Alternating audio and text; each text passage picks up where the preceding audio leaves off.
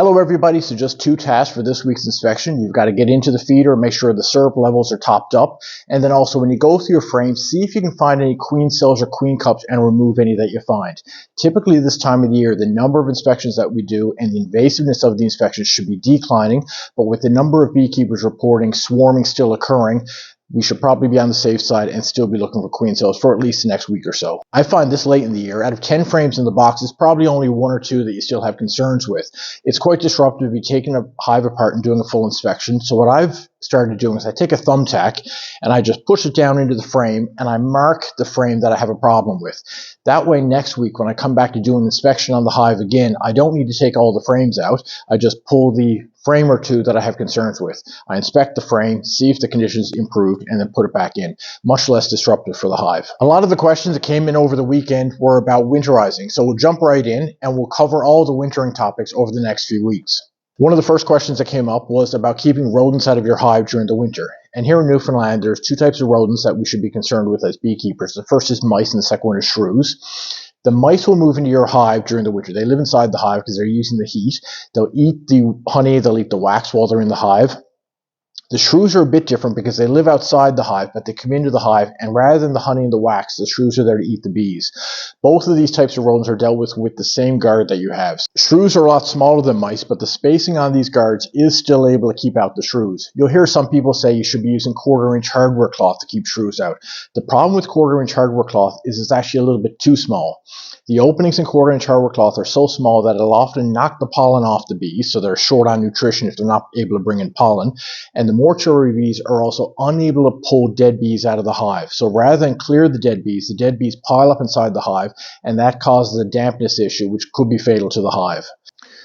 Probably the most common question this week is people wondering, is their colony big enough going into winter? And if it isn't, what are they going to do about it? What I'll say first, though, is based on the photos and video that I saw, you should have no concerns about the status of your colonies. They're all progressing very, very well, and we still have about another 4 to 6 weeks, so there's no concerns there. Every season I aim that every colony is going to go into winter with 10 fully drawn frames, but occasionally that doesn't happen. You'll hit 7, 8, or 9 frames. But what I've found that by using dummy boards and follower boards, I can still have good winter success with fewer than 10 frames. So this is the dummy board right here. It's really quite simple. What it is a regular frame with the plastic foundation popped out and a piece of 1-inch insulation board that's been wrapped in tuck tape inserted into the frame. So the dummy boards are quite easy to use. All you do is you take out your beer foundation and you put in the dummy board. The insulated board will displace a volume of air, and that makes the remaining air inside the hive easier for the bees to heat. I'll use dummy boards both as singles and pairs. So if I have 9 frames, I'll make the 10th one the dummy board. But if I have 8 frames, I'll make frame 10 and frame 1 a dummy board, and that will give the colony good insulation on both sides rather than have frame 9 and 10 both dummy boards. Sandwich your colony between 2 dummy boards and it gives them better insulation. One thing I do like better than dummy frames is follower boards. Follower boards make a continuous barrier from the inner cover all the way down to the bottom board. Dummy frames have a fair amount of air still circulating around them, and that's one advantage that follower boards have over dummy boards. So this is a follower board right here. It's a little more complicated than a dummy frame to make, but still should be within the range of what most people can do. So a follower board is a piece of plywood that's the exact measurement from the bottom of your bottom board to the groove inside your inner cover, and then from one end of the box to the other.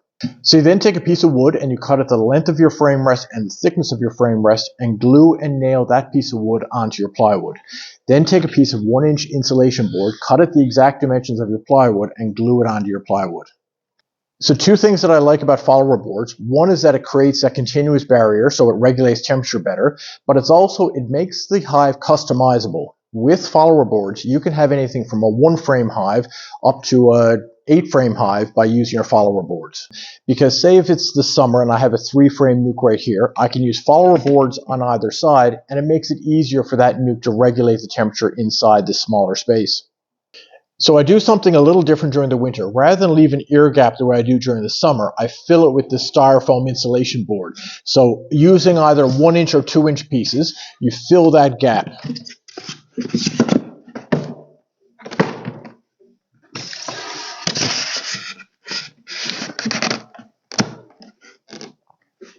And with the right combination of 1-inch and 2-inch pieces, you can get a fairly snug fit. So now with 2 and 3 inches of insulation on either side of the colony, you'll be surprised how small a colony you can bring through the winter. So whether it's dummy frames or follower boards, definitely useful things to have in your toolbox just in case. And just like that, we're done for another week.